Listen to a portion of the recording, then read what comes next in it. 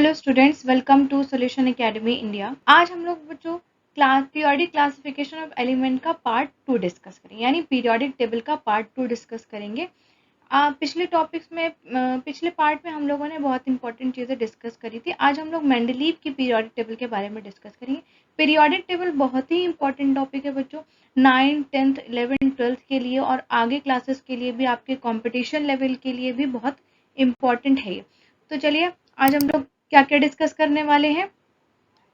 आज हम लोग डिस्कस करेंगे मेंडलीव की पीरियोडिक टेबल्स, ठीक है। फिर एडवांटेजेस देखेंगे उनकी पीरियोडिक टेबल्स, हमें क्या क्या फायदे मिले। फिर लिमिटेशंस देखेंगे कि क्या कमियां रह गई जहां तक मेंडलीव नहीं पहुंच पाए, ठीक है। तो पहला टॉपिक है हमारा मेंडलीव पीरियोडिक टेबल, ठीक है। देखिए, जिस वक्त मेंडलीव ने इस पीरियोडिक टेबल पे काम किया, सिर्फ 63 एलिमेंट्स थे उस टाइम पे। उसी एलिमेंट्स को लेके उन्होंने अपनी पीरियोडिक टेबल बनाई। इन्होंने अपनी पीरियोडिक टेबल को इंक्रीजिंग एटॉमिक वेट के हिसाब से अरेंज किया था, ठीक है। He arrange the table in the order of increasing atomic weight. Atomic weight पे इन्होंने काम किया और उसको इंक्रीजिंग ऑर्डर में अरेंज कर दिया, ठीक है। अभी हम लोग टेबल को भी देखेंगे आगे चल के। उन्होंने अपनी ऑब्जर्वेशन में क्या देखा, इन्होंने अपना लॉ बनाया। The physical and chemical properties of elements are the periodic function of their atomic masses. जो भी केमिकल प्रॉपर्टीज और फिजिकल प्रॉपर्टीज हैं वो क्या है, पीरियोडिक फंक्शन है उनके एटॉमिक मासेस के। यानी एलिमेंट्स जो है वो उनकी फिजिकल और जो केमिकल प्रॉपर्टी है वो सब किस पे डिपेंड करती है, एटॉमिक मास पे डिपेंड करती है, ऐसा मेंडलीव ने बोला था। तो देखिए नेक्स्ट पॉइंट क्या है, in Mendeleev periodic table vertical columns in the horizontal row in the periodic table were named as groups and periods respectively, ठीक है। तो जो मेंडलीव ने अपनी पीरियोडिक टेबल बनाई उसमें उन्होंने हॉरिजॉन्टल रोज बनाई और वर्टिकल कॉलम्स बनाए। वर्टिकल कॉलम्स को ग्रुप का नाम दे दिया और हॉरिजॉन्टल रोज को पीरियड्स का नाम दे दिया, ठीक है। तो हमारे पास मेंडलीव जो है एक बहुत ही अच्छे साइंटिस्ट हैं बच्चों। तो मेंडलीव ने जो शुरुआत करी पीरियड और ग्रुप बनाने की वो बहुत ही सक्सेसफुल हुई, जो कि आज भी हम लोग ग्रुप और पीरियड पढ़ते हैं नई मॉडर्न पीरियोडिक टेबल में। देखिए ये मेंडलीव की पीरियोडिक टेबल है। मेंडलीव की खास बात क्या है, इन्हें पता था कि आगे चल के हमारे पास बहुत सारे एलिमेंट्स आने वाले हैं। तो देखिए इन्होंने बहुत सारे गैप्स छोड़ रखे थे। ये देखिए, ये यहाँ पे गैप है, ये गैप है, ये सारे गैप्स उन्होंने छोड़ रखे थे क्योंकि इनको अंदाजा था, इनका प्रिडिक्शन बहुत अच्छा था। तो इन्होंने प्रिडिक्ट किया कि आगे चल के हमारे पास क्या आएंगे, एलिमेंट्स आएंगे और कैसी प्रॉपर्टीज के आएंगे ये भी इनको अंदाजा था। तो इन्होंने उस हिसाब से यहाँ पे जगह छोड़ रखी थी, गैप्स दे रखे थे अपने पीरियोडिक टेबल में। तो देखिए इन्होंने कैसे अरेंज किया, इन्होंने जो है ग्रुप बनाए। ये देखिए, ये ग्रुप है, ये पहला ग्रुप, ये सेकेंड ग्रुप, ठीक है। ये फर्स्ट ग्रुप है, ये सेकेंड ग्रुप है, ये थर्ड है, फोर्थ है, फिफ्थ है, सिक्स है, सेवेंथ है और एट्थ है।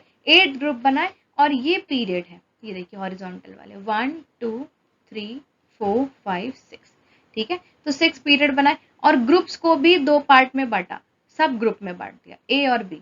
ए और बी देखिए सबके सब ग्रुप है, ठीक है। तो इन्होंने क्या किया, एटॉमिक वेट के इंक्रीजिंग ऑर्डर में अरेंज किया। ये देखिए एटॉमिक वेट नीचे लिखा हुआ है इन सब एलिमेंट्स का, उसके इंक्रीजिंग ऑर्डर में उन्होंने इसको अरेंज कर दिया, ठीक है। तो बच्चों मेन बात क्या है कि दिक्कत यहीं से ही आ रही थी। अभी चल के हम लोग आगे चल के इनका लिमिटेशन पढ़ेंगे। इनकी जो है पीरियोडिक टेबल फेल हो गई, उसके बाद जो है नई पीरियोडिक टेबल आई जिसको हम मॉडर्न पीरियोडिक टेबल के नाम से जानते हैं या फिर long form of periodic table के नाम से जानते हैं।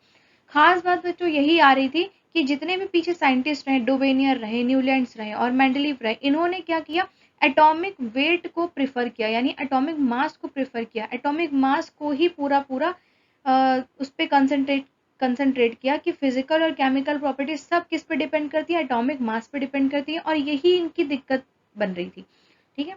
तो इन्होंने सारे एलिमेंट्स को अरेंज कर दिया। अब यहाँ पे देखिए, यहीं पे ही हम आपको इनका जो है एडवांटेजेस भी बता दे रहे हैं और डिसएडवांटेजेस भी बता दे रहे हैं।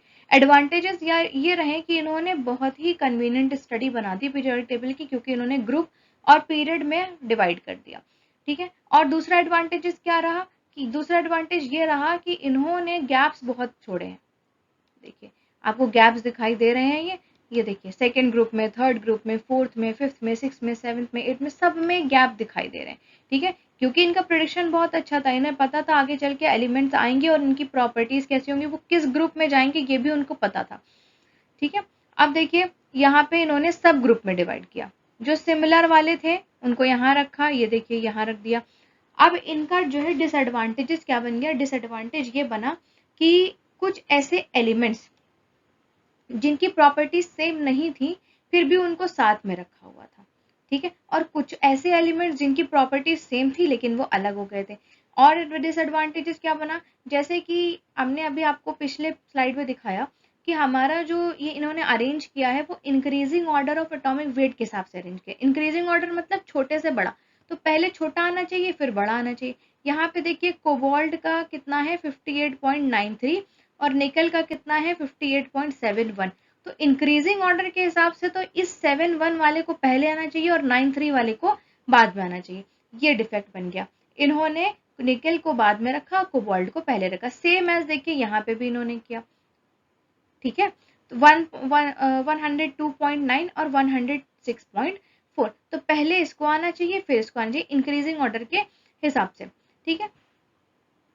तो ये हमारे क्या रहे एडवांटेज और डिसएडवांटेजेस रहे मेंडलीव के। लेकिन मेंडलीव जो है बहुत ही अच्छे साइंटिस्ट थे, इन्होंने बहुत सारे हमें जो है एडवांटेजेस दिए। देखिए पहला एडवांटेज हमने आपको बता दिया कि कुछ गैप्स छोड़ रखे थे for the elements yet to be discovered, जो डिस्कवर्ड होने वाले यानी आगे आने वाले एलिमेंट्स, ठीक है। Thus, if a certain new element is discovered, it can be placed in a new group without disturbing any existing group. खास बात क्या रही कि इन्होंने जो गैप छोड़ रखे हैं उसका फायदा ये रहा कि जो नए एलिमेंट डिस्कवर होंगे वो बिना किसी दूसरे एलिमेंट को डिस्टर्ब किए अपनी जगह जो खाली है उनके लिए वो वहां पे आके लग जाएंगे, सेट हो जाएंगे। दूसरा सबसे बड़ा एडवांटेज देखिए इनकरेक्ट एटॉमिक मास करेक्टेड। जो पुराने ज़माने से एटॉमिक मास चलते आ रहे थे वो ठीक नहीं थे, कुछ इनकरेक्ट एटॉमिक मास थे, उनका उन्होंने क्या किया, करेक्शन किया। मेंडलीव ने उसको फिर से कैलकुलेट किया और जो है उसको करेक्ट कर दिया, ठीक है। अब देखिए लिमिटेशंस में क्या है, he was unable to locate hydrogen in the periodic table. ये बच्चों बहुत ही इंपॉर्टेंट बात है क्योंकि आज भी जो हम मॉडर्न पीरियोडिक टेबल पढ़ रहे हैं उसका भी ये डिफेक्ट है, जो हाइड्रोजन है वो फर्स्ट ग्रुप में रखा गया है, ठीक है। मेंडलीव ने भी क्या किया था, मेंडलीव की लिमिटेशन यही बनी कि हाइड्रोजन को उन्होंने फर्स्ट ग्रुप में रख दिया, जबकि हाइड्रोजन का डुअल नेचर भी होता है, ठीक है बच्चों। अगर आप हाइड्रोजन के बारे में पढ़ना चाहते हैं, इसकी प्रॉपर्टीज पढ़ना चाहते हैं कि डुअल नेचर क्यों होता है, तो हमें कमेंट जरूर करिएगा, हम आपको उस पर भी वीडियो प्रोवाइड करेंगे। तो हाइड्रोजन का जो डुअल नेचर है वो क्या है कि वो एल्कली मेटल्स के जैसा भी है और हैलोजेंस के जैसा भी, यानी फर्स्ट ग्रुप जैसा भी है और सेवेंथ ग्रुप जैसा भी है, लेकिन उसको सिर्फ हम एक ही ग्रुप में रख सकते हैं। और कहाँ रखा गया, उसको फर्स्ट ग्रुप में रखा गया, तो यही उसकी क्या बन गई, लिमिटेशन बन गई। नेक्स्ट पॉइंट देखिए, increase in atomic mass was not regular while moving from one element to another, hence the element yet to be discovered was not predictable।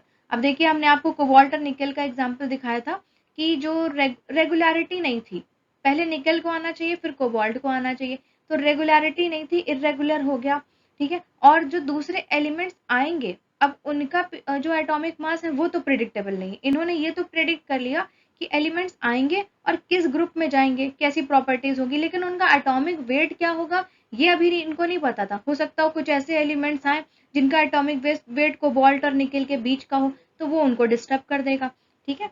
Second point क्या है, discovery of isotopes and isobars. देखिए isotopes और isobars की जो discovery है उसी ने ही जो है न्यूलैंड को भी फेल किया था पीरियोडिक टेबल को, और मेंडलीव की भी पीरियोडिक टेबल को फेल कर दिया। जो आइसोटोप्स हैं उनके क्या होते हैं, जो हमारा आइसोटोप्स है उसका एटॉमिक नंबर सेम होता है और मास नंबर डिफरेंट होता है। अब जैसे कि हमारे पास हाइड्रोजन के आइसोटोप है, हाइड्रोजन का कितना होता है, हाइड्रोजन का एटॉमिक नंबर 1 होता है। देखिए हाइड्रोजन के 3 आइसोटोप्स होते हैं, प्रोटियम, ड्यूटीरियम, ट्राइटियम, एक 1H1 वाला और एक 1H2 वाला और एक 1H3 वाला, ठीक है।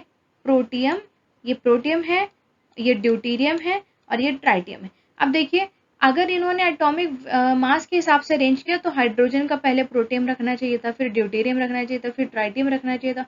और आइसोबार्स जो है उनका क्या होता है, मास नंबर सेम होता है, एटॉमिक नंबर अलग होता है। तो इनकी जो डिस्कवरीज है उसने क्या कर दिया, मेंडलीव की पीरियोडिक टेबल को फेल कर दिया, ठीक है बच्चों।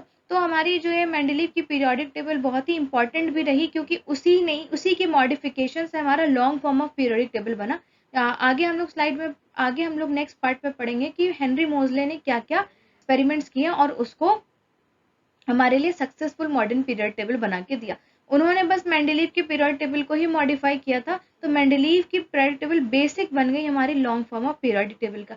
यानी ग्रुप और पीरियड बनाना ही मेंडलीव ने सिखाया है हमें। ठीक है, मेंडलीव ने जो सब ग्रुप्स बनाए हैं वो भी आगे चल के काम आए। ठीक है, मेंडलीव ने जो एटॉमिक मास को करेक्शन किया वो भी हमारे काम आ रहे हैं। तो मेंडलीव ने बहुत सारे सक्सेसफुल अटेम्प्ट्स किए हैं। इसके अलावा इनकी कुछ लिमिटेशंस भी रही हैं जिसकी वजह से नई पीरियड टेबल आई है। तो बच्चों इसके अलावा हम लोग नेक्स्ट पार्ट में डिस्कस करेंगे। और अगर आपको कुछ और टॉपिक पढ़ना हो जिसमें आपको डिफ़िकल्टी फील होती हो, जैसे कि रिडॉक्स रिएक्शन है, एस ब्लॉक के एलिमेंट्स है, पी ब्लॉक के एलिमेंट्स है, और हमारे पास chemical reaction and changes 9th में मिलेगा आपको, जो हमारे कंपटीशन के पॉइंट ऑफ व्यू से भी बहुत इंपॉर्टेंट है और आगे क्लासेस के लिए भी बहुत इंपॉर्टेंट है। तो हमारे साथ बने रहिए, हमारे चैनल को प्लीज़ लाइक करिए, सब्सक्राइब करिए और ज़्यादा से ज़्यादा शेयर करिए, और ताकि हम आपको और कंटेंट प्रोवाइड कर सकें। Thank you.